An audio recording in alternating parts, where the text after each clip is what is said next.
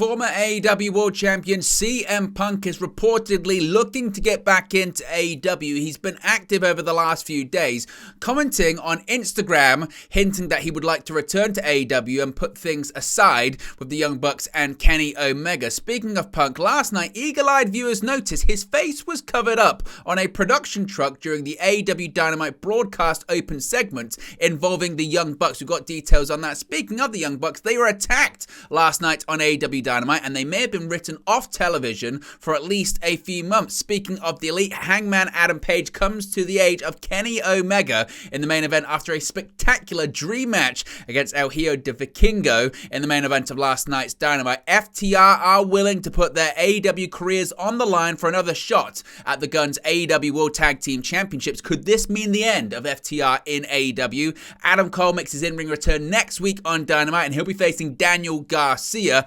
Sting makes his return to the ring last night on Dynamite in a victorious trios match to open the show. Stokely Hathaway was choked out by Hook last night, and he's announced his retirement since then. Speaking of Dynamite, there's a change to the ring ropes on Dynamite. We'll show you what that is. Dustin Rhodes also announced he's going to be launching an independent promotion, and AEW announces a live televised event coming to Regina, Saskatchewan instead of an AEW Rampage show.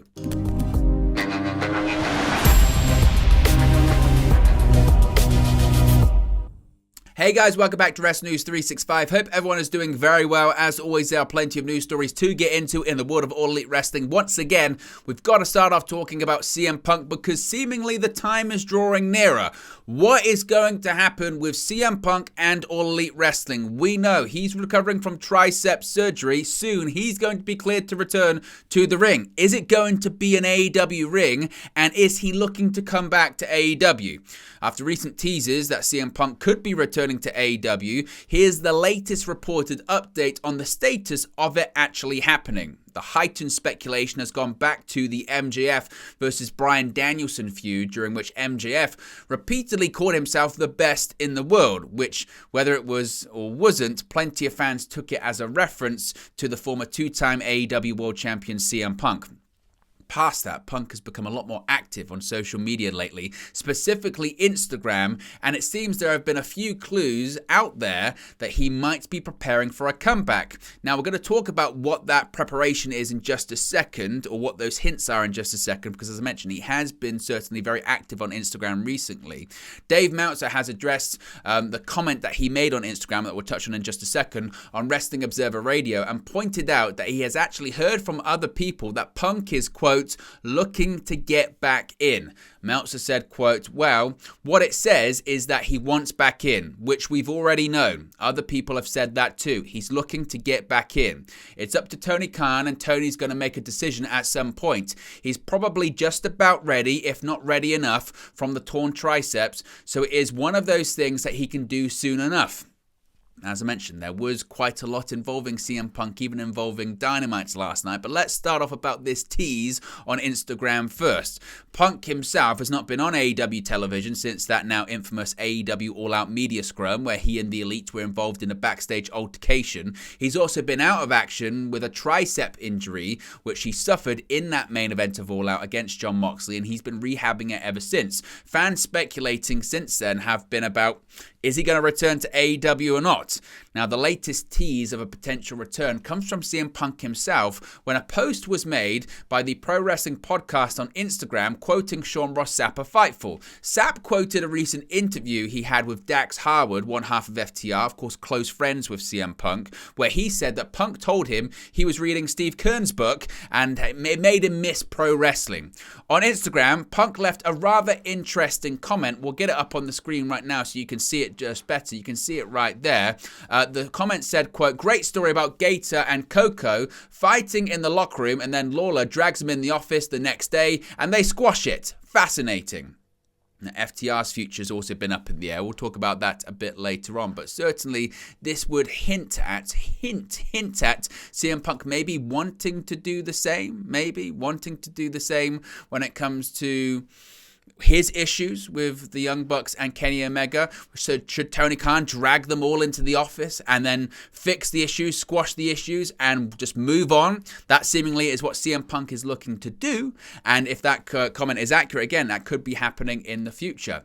Now, it was also not the only reason that people were talking about CM Punk after AEW Dynamite last night. In the opening moments of last night's Dynamite, it was revealed the Young Bucks were attacked, and we'll talk about that in just a second. Now, notably, in the moments filmed in the parking lot area, fans perhaps noticed that there were certainly a lot of items stacked against the AEW production truck. Interestingly, any appearance of CM Punk, including on the side of the production truck, was quite literally blocked as there were tables and seemingly a large piece of cardboard covering his face in the scene. According to a text from Brandon Cutler, Excalibur on commentary noted that the Bucks reported from their hospital rooms that the Blackpool Combat Club were responsible for the attacks, but some are speculating this could be the beginning of maybe a CM Punk return. Now you might say, Owen, what are you talking about when you're talking about CM Punk, his face, and production trucks and all that kind of stuff? Well, of course, infamously, it's not the first time CM Punk's face has been covered, because in the Ultimate Warrior documentary, when he returns to WWE headquarters, which was filmed just after CM Punk walked out of WWE, you see a picture of the Royal Rumble 2014 poster with CM Punk front and center. His face was covered by a post-it note by Triple H, and we saw the same thing last night on Dynamite. You can see it right there. That's the truck, the production truck in question, right? You can see the names on there: Malachi Black, Matt Jackson, CM Punk, Nick Jackson, Jade Cargill as well. This was the picture from AEW Dynamite last night. Quite clearly, you can see as the ambulance carrying the Young Bucks speeds away from the arena and Don Callis and Kenny Omega in the shot, you can see Malachi Black, you can see Matt Jackson, you can see a bit of Nick Jackson, you can even see a bit of Jade Cargill. One person you can't see on there is CM Punk. Now, there are two reasons for this, of course. Is that because they just don't want to have any references to CM Punk whatsoever and they're still working on getting Punk out of AEW? Or is it because they don't want people to be thinking about Punk, so his return, if and when it does happen, is more of a surprise? What do you think? Is this a whole do about nothing? What are your thoughts? Let me know in the comment section below. Let's move on and talk about the Young Bucks being attacked last night on AEW Dynamite, though. Certainly it was quite a jarring way to open the show. To kick off last night's AEW Dynamite, a report by commentary showed that the Young Bucks, Matt and Nick Jackson, were attacked backstage ahead of the show. While there was no footage of the event, there was footage of Brandon Cutler going with Matt and asking Hangman Adam Page to make sure someone goes with Nick as the first ambulance sped away. Hangman not only made sure Nick didn't go alone, he actually accompanied him personally. Now, later in the show, it was noted that the Blackpool Combat Club was responsible for the attack again, but there's no footage to actually suggest that. Some people suggesting that it's all a red herring and all a diversion to try and make people think it was the Blackpool Combat Club when maybe it was CM Punk and FTR. Now, after the open of the show, reportedly saw the Young Bucks transported to a hospital via an ambulance after a brutal attack from an originally unknown assailant. As the show went off the air, as I mentioned, Excalibur on commentary noted, according to a text from Brandon Cutler, the Young Bucks divulged that it was the Blackpool Combat Club who were responsible for the attack. Now, left behind at the arena was Kenny Omega, ahead of his big dream match against El Hijo de Vikingo. In a later backstage segment featuring the left behind Kenny Omega, he was feeling guilty in his locker room as Don Callis encouraged him to focus on the match ahead later on in the evening. Callis said, quote, "Look, catastrophic injuries happen. All I'm saying is, just hear me, those two kids going to the hospital in an ambulance might be the best thing to happen to us. You're back. The god of pro wrestling is back. Those kids will be fine in just a few months." Now, some are saying, hey, does that mean that the Young Bucks are going to be written off television for a couple of months? Now, notably, at the AEW charity basketball event last night and in the segment, only Nick Jackson was spotted. Matt Jackson acknowledged the planned absence from the charity event on this week's episode of Being the Elite. So some are suggesting that Matt Jackson might not have even been there. But again, we'll have to wait and see, certainly. But could the Young Bucks actually be off television for the next couple of months? Who knows? Now, speaking of the Elite and this drama, this then led to Hangman Adam Page making the unlikely save for his former rival and tag team partner Kenny Omega. It seemingly is building to Hangman rejoining the Elite or something just like that. As I mentioned, halfway through the program last night, Kenny Omega expressed his frustration over not riding to the hospital with his best friends, only for Don Callis to give him a pep talk, albeit a one with quite a heelish tone at one point. Now, he had his first singles match in AEW television since the summer of 2022. After Kenny Omega defeated El Hijo de Vikingo with his one-wing angel finisher, he started a post-match interview with Tony Schiavone, only to be interrupted by an attacking Blackpool Combat Club, seemingly revealing themselves, I guess, as the Bucks' assailants, although there are still some who suggest that might not be the case. They were interrupted by a returning Hangman Adam Page, who commandeered the ambulance that he and the Young Bucks left to get back into the arena. Armed with a board that had nails sticking out of it, he ran off the Blackpool Combat Club members, only for Don Callis to flop, feigning that Hangman had attacked him. The show closed with Omega rising, siding with Callis, and leaving Page in the ring alone. The long storyline involving Page's split from the Elite climaxed at Full Gear 2021, where he defeated Omega to win the World Heavyweight Championship, with Matt Jackson of the Bucks seemingly coming to a detente with his former friend at the end of the match. So certainly that's a story that's going to continue to evolve. And again, see, even though they were saying on television it was the Blackpool Combat Club, maybe it was, maybe it wasn't. There is no footage to confirm.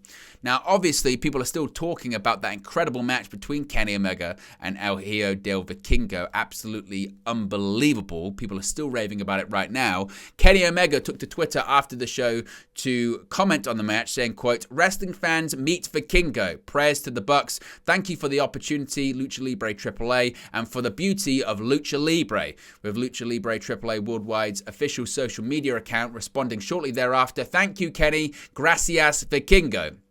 Good to see AEW and AAA continue their positive working relationship, and here's to more epic matches still yet to come. Indeed, it was absolutely spectacular, and I think it was the match that everyone had hoped it was going to be.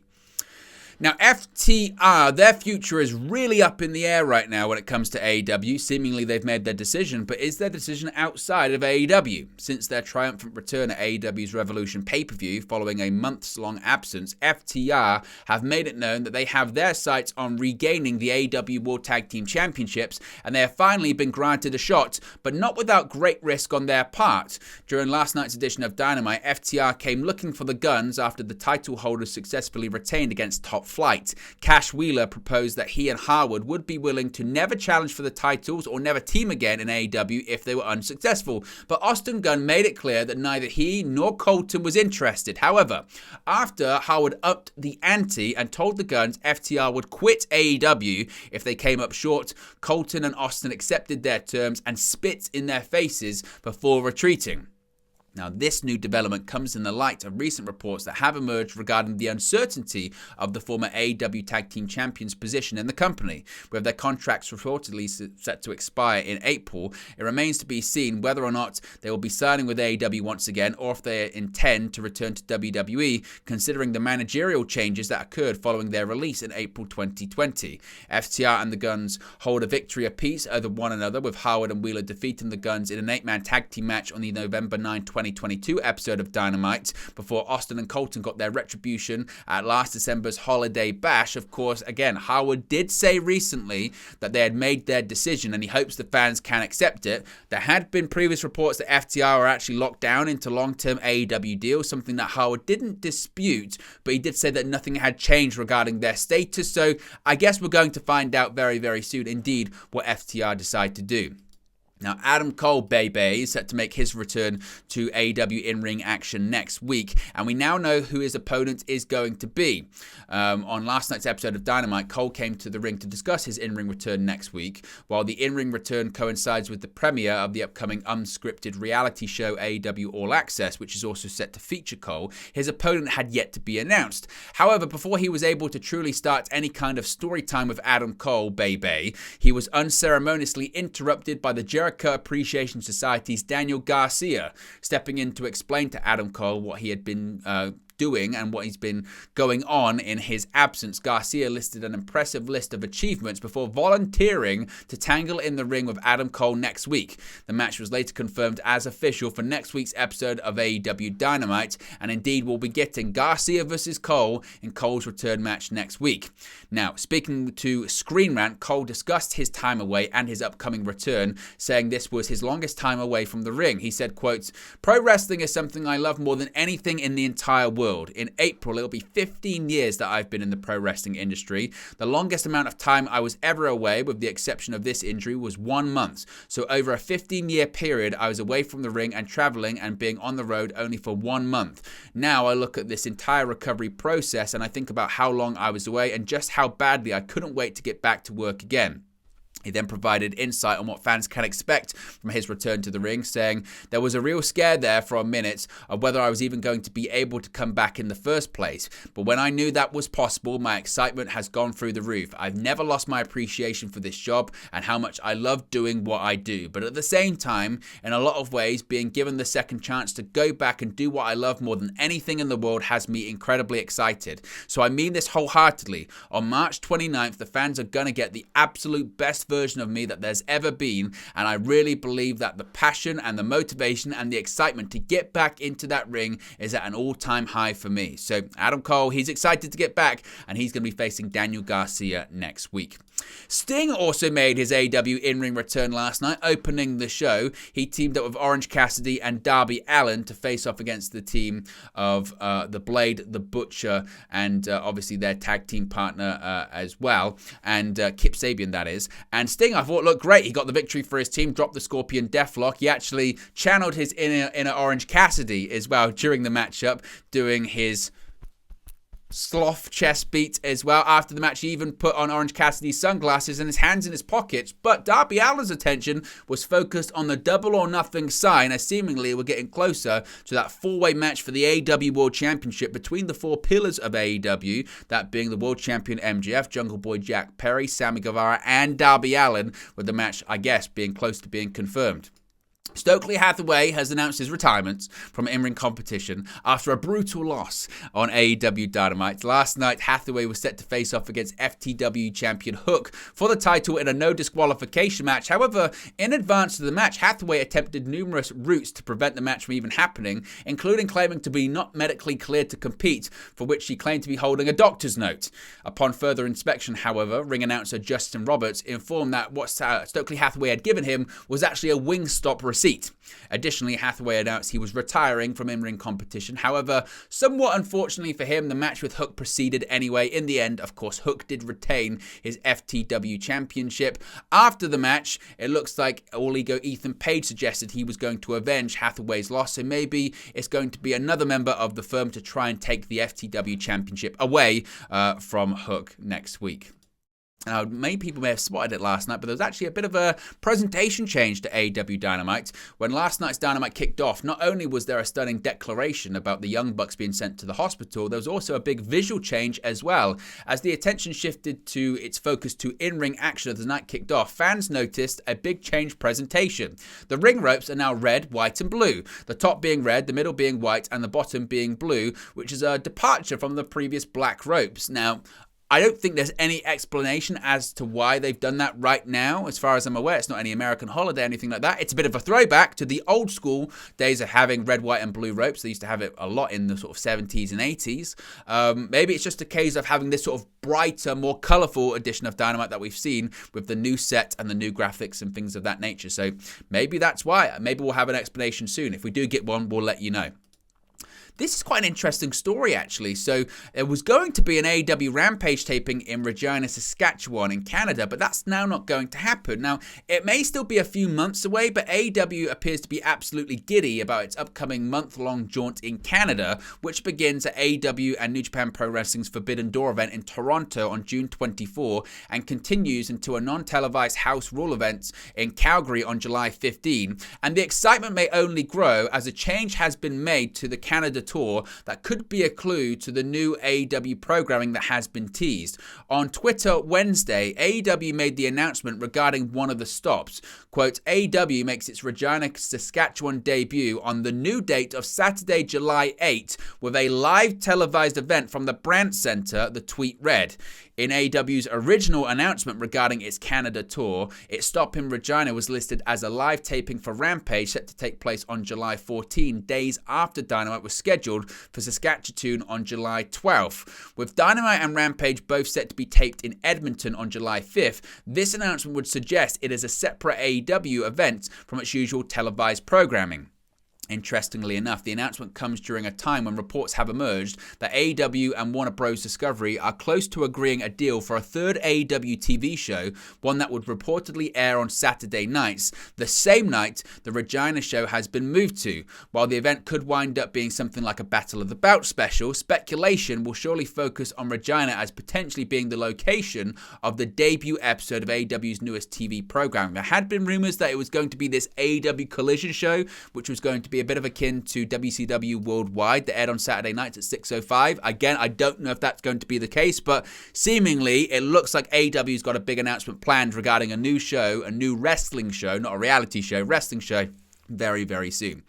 Finally, Dustin Rhodes is going to be launching his own independent promotion very, very soon. There's no question that Dustin Rhodes has had a Hall of Fame career in pro wrestling across 4 decades. Currently working for AEW, Dustin has taken on more of a coaching role in the company, and he is now hoping to take that talent to his own independent promotion. Speaking to Sports Guys Talking Wrestling, Dustin revealed that he plans to open his own independent promotion titled Rhodes Wrestling Association based out of Austin, Texas. He said, quote, that's correct, and it's probably going to happen sometime late summer, I think. That'll be local here in Austin, Texas. So I know that we've had someone like Inspire come into town, and we had Wrestle Circus a ways back, and it was a couple more. But I think we can really take over this market in Austin and do something big with it. And that's all I'm hoping for, is that these kids have somewhere to go in front of fans, in front of people, to feel their energy, you know, because this is only so much. When you have 300 people, it gives you a lot more energy. And when they're there and they're in the moment and they love their pro wrestling, and Austin's a great pro wrestling city, they love their wrestling here. So